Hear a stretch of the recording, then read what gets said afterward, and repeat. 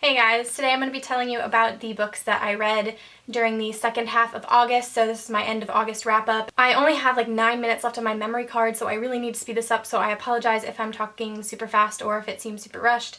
That's all that I have left on my memory card, so I need to speed this up. This entire month I actually read 13 books, which is huge because a lot of stuff kind of happened during the tail end of the month, but that's okay. I still read 13 books, which is pretty awesome, and I'm just going to tell you guys about all of them. Well, mostly about the last few. So just in case you have not watched my mid-August wrap-up, I will go ahead and just recap the books that I read in the beginning of August. The first book that I read in August was Off the Page by Jodi Picoult and Samantha Van Leer, and I gave this book 4 stars.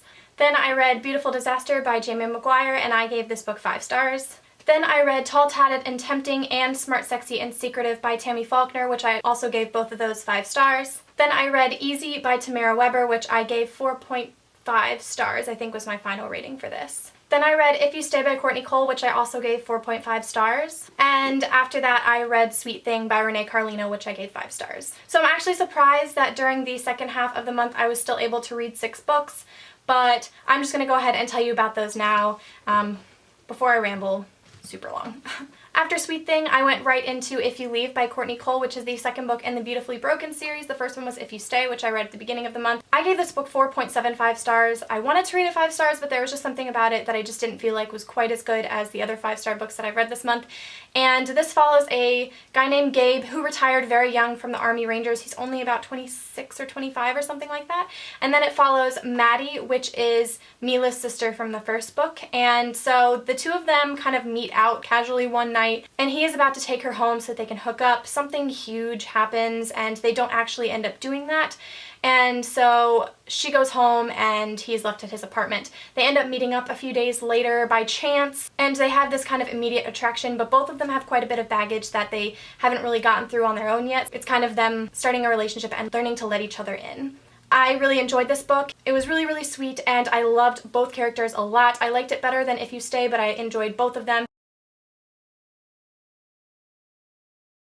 And I am taking a break. I'm not going to move on to the next book in the series just yet, but I am really excited to complete the series because I have really enjoyed these books. These have really surprised me. Next, I read The Hookup by Kristen Callahan, and I gave this book 5 stars. Don't want to talk about it. It caused me a lot of anxiety. If any of you guys follow me on Goodreads, then you know that about 60% of the way through I was just like, done with this, putting it down. I still rated it 5 stars. Can't really talk about it. I don't want to talk about it, but just so you guys know what the book is about, it follows a girl named Anna and this guy named Drew. He is the star quarterback of the college football team, and they have this immediate attraction, but Anna doesn't want a relationship with him. She doesn't trust herself or him to have a relationship, so they just end up having sex.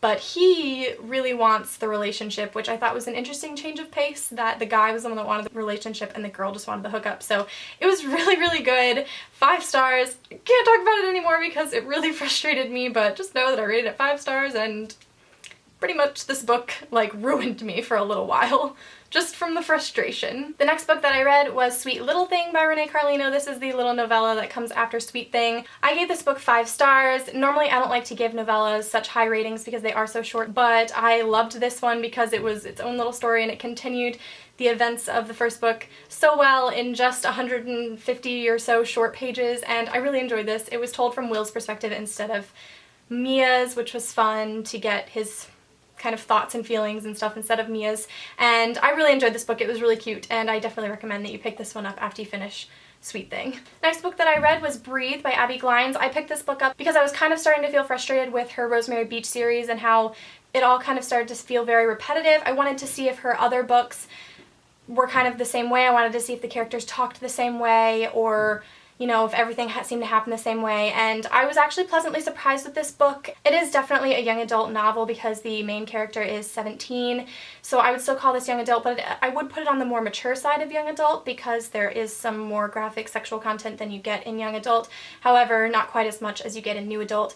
This is about a girl named Sadie whose mother is heavily pregnant, and Sadie has to take over her mother's job cleaning the house of a famous rock star named Jax, and obviously, as a cute little young adult romance story, they fall in love, and he kind of has to deal with the fact that he is a celebrity, and if the media found out about her, then her life would be completely different, and he's going to be traveling after the summer, so it's just kind of their cute little love story. I really enjoyed this. I wouldn't say it was the most amazing book I've ever read, and you know, it was kind of cheesy at points, because you know, a normal girl falling in love with a rock star, it's, you know, of course it's going to be cheesy, but I did give this 3.75 stars. It's actually making me rethink my ratings for the other Abby Glines books, because this was a little bit different than her new adult books, so I won't say that all her books are kind of the same, but I will be interested to see how her other books in this Seabreeze series compare to this book and the other books, because I believe that some of the books in the Seabreeze series would be more considered new adult. So I'm really interested to kind of compare everything in the end, but I'm not going to continue with the series right this second. I am excited to continue with it eventually though. The next book that I read was Just Jelly Beans and Jealousy by Tammy Faulkner. This is book 2.5 in the Reed Brothers series. It is just a cute little novella about Emily and Logan's friends from college. So it does take place after the events of the first two books, and it follows two different characters that are, you know, friends of Emily and Logan's, but you could probably read the third book before you read this one. I just read this one because it was labeled 2.5. It didn't really spoil anything for me. It was just really sweet. It is about this guy and this girl. I don't remember their names because it was, you know, pretty quick. I think I read this in about an hour. It's super, super short. But it is about this guy and this girl that are best friends, and this guy is like in love with her, and he has expressed that he would like something more, but she has said that she just wants to stay friends. So he goes and does this big romantic gesture for her to prove that they should be together, and it's just super, super sweet, and I loved this. You guys know that I don't like to give novellas such high ratings when they are so short. This one was like super short, like it wasn't even 50 pages, I don't think. So I gave it 4.5 stars because I did really enjoy it. It was such a sweet short story, and it really made me smile.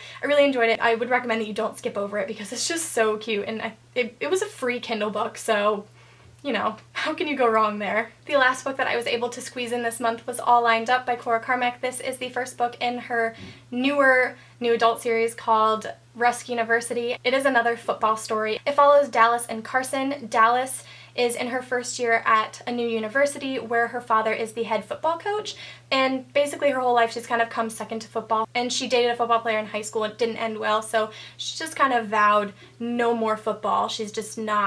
She's gonna stay away from it. Well, at a party one night she meets this guy Carson who's super sweet, and they have this immediate attraction. He's actually a football player unbeknownst to her, and later when they find out who each other is, they decide that they are just going to be friends and that they can't be in a relationship. Although since they have this immediate attraction, obviously that doesn't work out as they planned, so they kind of, you know, are feeling out this relationship, seeing if things can work. He is actually second string, and he is working to become the first string quarterback, but his competition for this is the star quarterback, so he is working really, really hard to try to get first string so that he can get a scholarship so he can afford to keep going to school. And there's kind of a lot of things going on in this book. I really enjoyed it because it was unlike other new adult novels in that there was more to it than just the romance. It was a huge finding yourself story, figuring out who you are and all those kinds of things, and I really, really enjoyed it way more than I thought I was going to. I currently have not decided if I want to give this book 4.75 or 5 stars. I think I'm going to go with 4.75 because I didn't like it quite as much as the other football books I have read, but I really, really, really did enjoy it, so I'm going to stick with 4.75. And Cora Carmack definitely did not disappoint. This book was just as cute as her last one, and it had quite a few original qualities despite being another kind of sports romance story. I really, really enjoyed it, and I learned a little bit about football too, so I definitely recommend that you pick it up if you enjoy Cora Carmack's work.